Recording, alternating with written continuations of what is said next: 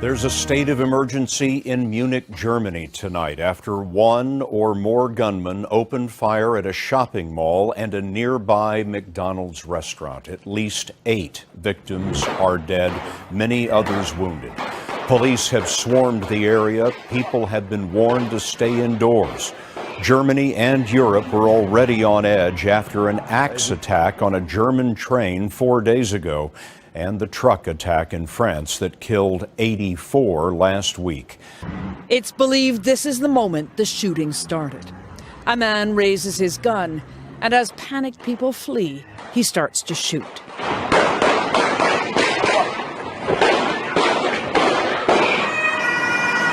Within minutes, armed police had flooded in.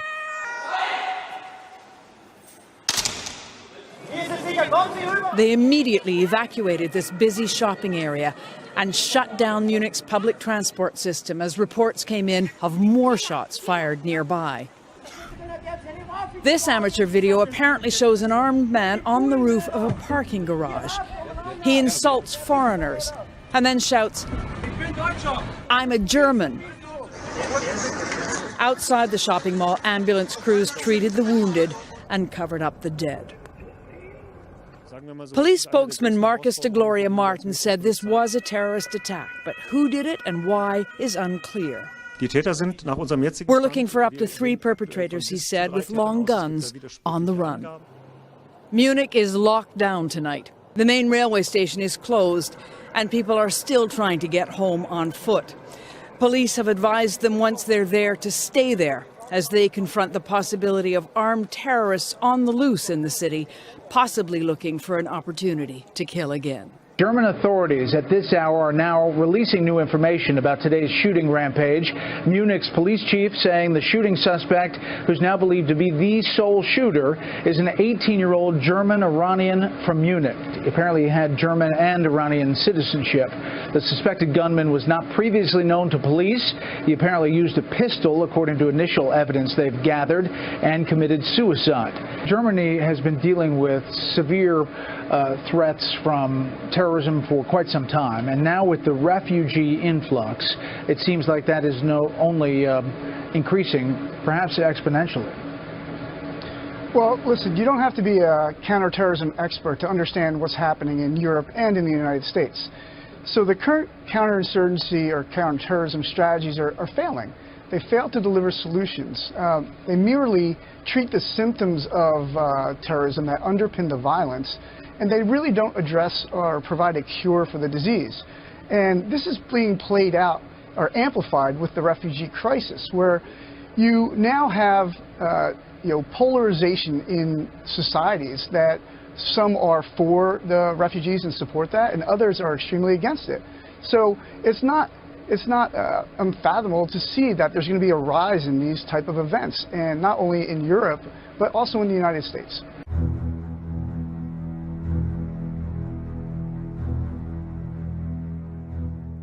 German official says at least 17 ISIS militants slipped into Europe posing as refugees. The news coming as the Obama administration doubled the number of Syrian refugees it accepted last month. Colonel Bob McGinnis says we need to pause this program right now. Colonel, good to have you on the program. Thanks so much for joining us. Thanks. How would that fly, pausing this program right now, knowing what the administration has been saying about open borders? You know, Maria, the CIA director made it very clear that they're trying to infiltrate into the United States. They've been training people here. We have radicalized people. Think of Orlando, think of San Bernardino. Think of what happened in Istanbul and Bangladesh over the weekend. These types of events are in the crosshairs of ISIS. They will continue to do that. In Germany and France have shown us that there is not always safety in numbers. A crowd can be a target for violence. As KCAL 9's Stacey Butler shows you tonight, 2 major events in Orange County have both strengthened security because of times in which we now live in. It's a sound we're used to hearing at airports and courthouses, but the Orange County Fair? Things have changed. The world has become a different place. This year, for the first time, everyone who walks into the OC Fair has to go through a metal detector and have their bags checked. It's so sad what's going on. It seems like every day you wake up and there's more shootings going on. So, yeah, no, they need to check everybody. I love it. I feel safer. I have all my kids here, and it makes me feel good. Makes it safe, and so considering everything that's been happening lately, I know that we can enjoy ourselves while we're here, but I know it does add a bit of time to get in, but it's for the better. 6 miles away at the U.S. Open of Surfing in Huntington Beach. You keep an eye out on the people that are around you. But you're not going to stop living your life. Benjamin and Janine Delgadillo were so worried about safety at such a big event, they almost stayed home. I am concerned, and I am looking around, and I am a little bit more cautious of what's going on. We actually came out here and noticed that there's a lot of security out here, and I think it's a safe environment. And there will continue to be a heavy police presence here with some undercover officers throughout the weekend. All right, 2 guys in the room. What do you got? Yeah, this is what you're taking a look at. This is an exercise in close quarters, a stairwell and hallway inside of the fire station. Lessons on what members need to do in an extreme scenario. Masada Tactical is hosting the event with a fire company, and they're encouraging police and fire to know it could happen anywhere, even here in Maryland. There's a lot of threats that are coming to the United States right now, as we've seen in the last few weeks. And we know that we have tactics that are proven to work in other parts of the world, namely in Israel. So we're trying to share those with law enforcement here, just to have them learn from our lessons instead of having to learn their own hard lessons. And now what you're taking a look at, they're also getting everyone familiar with this Special Operations Medical Response Truck. It's said to be a little-known resource that really can handle 250 patients in the case of a mass casualty situation. There were also some other exercises today. One took place on a school bus, and there was also a suicide bomber exercise that took place. So a lot of valuable lessons to learn. Hopefully they'll never need to use them. Only on CBS 2, video captures a bizarre and potentially deadly plot inside a Southland Walmart involving a weapon of mass destruction. Police say a man put together a chemical weapon. Yeah, he tried to detonate it inside the Oxnard Walmart. And Pat and Paul, police are calling this surprising, bizarre, and very dangerous. They say this suspect intended to hurt or kill when he came here to this Walmart. Security video shows him blending in like any other shopper inside this Oxnard Walmart. You see him in all black walking across your screen. But the man you see here, Martin Reyes, came to this store, police say, not to shop, but to build a chemical weapon. This is a very bizarre case. Oxnard police say the potentially deadly crime unfolded back on June 18th. Detectives tell us Reyes came to the Walmart after doing internet research on how to build a deadly chemical weapon. Once inside the store, he assembled all of the ingredients from store shelves, which included some kind of electronic appliance. Police say he used a socket near the stationery section to plug in the appliance, which was then designed to set off the chemical weapon. I would have freaked out, but it doesn't surprise me. Using evidence on the scene and security video, Oxnard detectives tracked down Reyes yesterday. He was already locked up on unrelated charges. Turkey has withdrawn from Europe's human rights treaty following President Recep Tayyip Erdogan's declaration of a temporary state of emergency. Following last week's coup attempt, Erdogan is gearing up to restructure the nation's army as quickly as possible. Within a short amount of time, a new structure will be emerging. With this new structure, the armed forces, I believe, will get fresh blood. In an interview with Reuters Thursday, President Erdogan said the country's army will be restructured soon as the Supreme Military Council meeting is brought forward by a week from August 1st.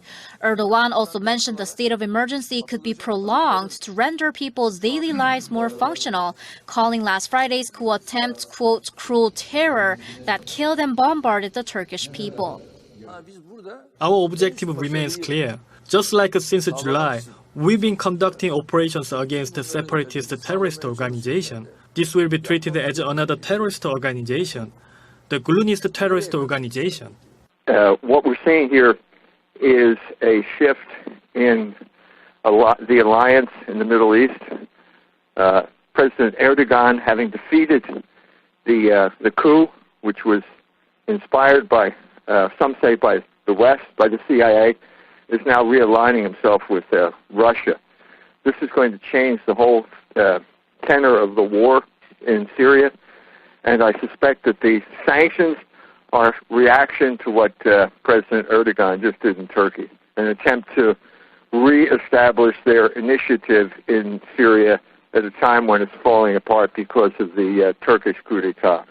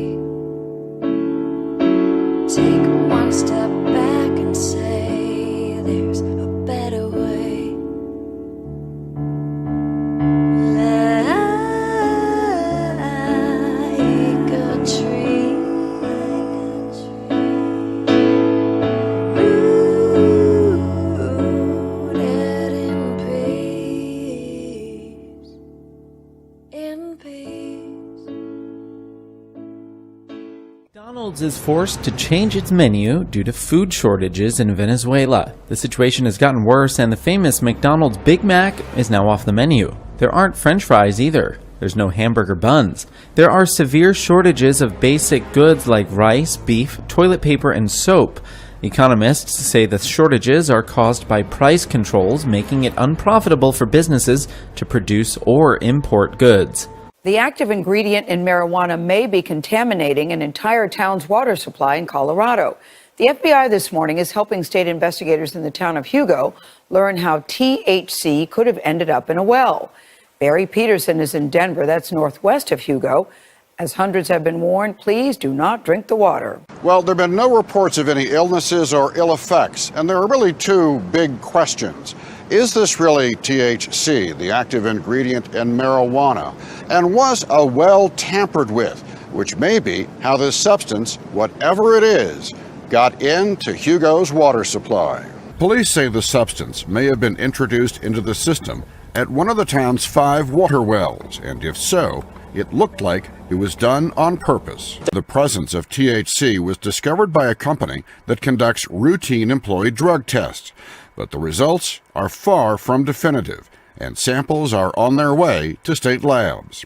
Still, it's cause for big concern in this small town of more than 700 people. I was in the grocery store. I was in there about 10 minutes, and in that amount of time, people had rushed in and sold out of the water. This causes a real concern, because if it happens in Hugo, Colorado, it can happen any place. Colorado law permits the legal sale of medical and recreational marijuana, but counties can decide whether or not to allow it. Hugo, part of Lincoln County, does not contain any commercial pot sale operations, but people can grow restricted amounts at home. For the moment, authorities are simply not sure what they're dealing with. Right now on Virginia Beach, some residents are wondering what killed hundreds of fish near the Stumpy Lake spillway. You can see video of the dead shadfish our photographer found. Definitely a bad combination with the summer heat. 10 on your side's Aaron Kelly found out the heat may be exactly what caused this. Aaron? And the Department of Environmental Quality says this has happened before and could happen again. They say it's likely that the fish were carried over this spillway. They got trapped in this area, and then they couldn't survive. Horrific? Potent? That's how Kelly Long described the smell of this. Hundreds of dead fish, believed to be shad, along the spillway and swamp off Stumpy Lake. Long sent 10 on your side photos after noticing them on an early morning run at the Virginia Beach-Chesapeake line. I first noticed the stench when I was about halfway from that curve over there at Elbow Road, and it was just overwhelming. And then I got here and I saw the many piles, and I figured something was up. She'd never seen anything like it in her 2 years in the area. Yeah, pretty scary, isn't it? Who says you can't get lightning when it's sunny outside? That's what these guys saw in Charlotte, North Carolina. This was on Thursday. And I'll tell you what, I know the phrase sounds so tacky when thunder roars, go indoors, but that is exactly why we say that. Because even if a storm is just nearby, it can be sunny outside, and that was it. I mean, you saw an example of it right there. Now, here's another thing that it's not a good idea to do. Film a thunderstorm outside. I've done it before. Don't get me wrong.